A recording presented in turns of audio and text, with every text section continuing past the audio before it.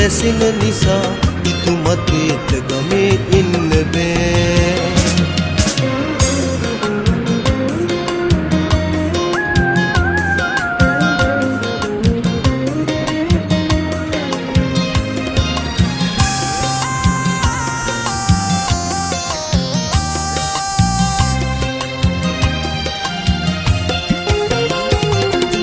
අහසෙතාරු කාතිලිසෙයි ඔය ඇස් දෙක වගේ ලස්සන නෑ.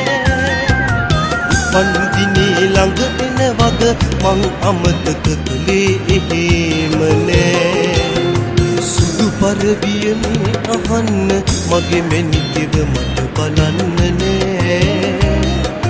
යුද්ධයේ හඬ ඇසෙන නිසා ඉතු මතේට ගමේ ඉන්න බෑ.